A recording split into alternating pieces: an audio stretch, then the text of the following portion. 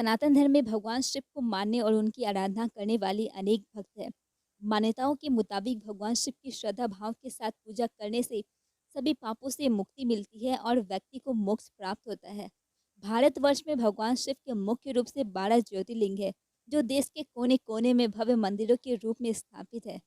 भगवान शिव के इन 12 ज्योतिर्लिंगों का अपना एक अलग महत्व है।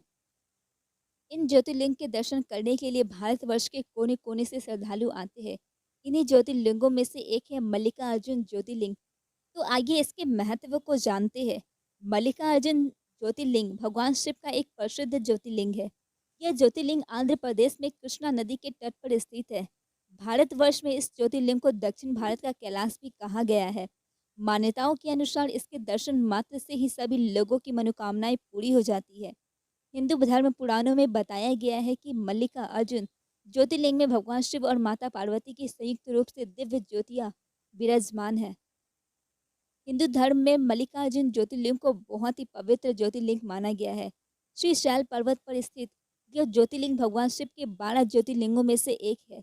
ऐसा माना जाता है कि इस पर्वत पर जो भी व्यक्ति भगवान भोलेनाथ की पूजा करता है, उसे अश्वमेघ यज्ञ के बराबर फल प्राप्त होता है और उसकी सभी मनोकामनाएं शीघ्र ही पूरी हो जाती है। मल्लिकार्जुन ज्योतिर्लिंग का इतिहास क्या है, आइए जानते हैं। मल्लिकार्जुन ज्योतिर्लिंग का इतिहास उस कथा से जुड़ा हुआ है जब भगवान शिव के दोनों पुत्र कार्तिकेय और गणेश ने इस बात की शर्त लगी कि उनमें से बड़ा कौन है। देव कार्तिकेय का मानना था कि वे भगवान गणेश से बड़े हैं, जबकि गणेश जी कहते थे कि वो कार्तिकेय से बड़े हैं। इस बात पर माता पार्वती और भगवान शिव ने कार्तिकेय और गणेश से कहा कि जो भी पृथ्वी की परिक्रमा लगाकर सबसे पहले हमारे पास आएगा वही बड़ा होगा। इस बात को सुनकर कार्तिकेय अपनी सवारी मोड़ पर बैठकर पृथ्वी की परिक्रमा करने निकल गए, लेकिन चूहे की सवारी करने वाले गणेश के लिए ये काम मुश्किल था।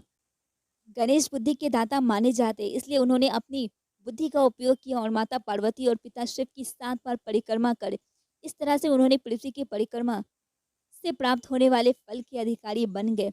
जब कार्तिकेय पृथ्वी की परिक्रमा कर वापस आए, तब यह देखकर वह चौंक हो गए। गुस्से में विशाल पर्वत की ओर चले गए। कार्तिक को मनाने के लिए माता पार्वती भी पर्वत पर पहुंची। इसके बाद भगवान शिव ने वहां ज्योतिर्लिंग के रूप में प्रकट होकर अपने दर्शन दिए। तभी से शिव का यह ज्योतिर्लिंग मल्लिकार्जुन ज्योतिर्लिंग के नाम से विख्यात है। तो ये है मल्लिकार्जुन ज्योतिर्लिंग की कहानी और उसका इतिहास। आशा करती हूँ कि आप सभी को ये वीडियो पसंद आई होगी और ऐसे ही वीडियो चाहते हैं तो हमारे चैनल को सब्सक्राइब करना बिल्कुल ना भूलें। Thank you very much. Hare Krishna.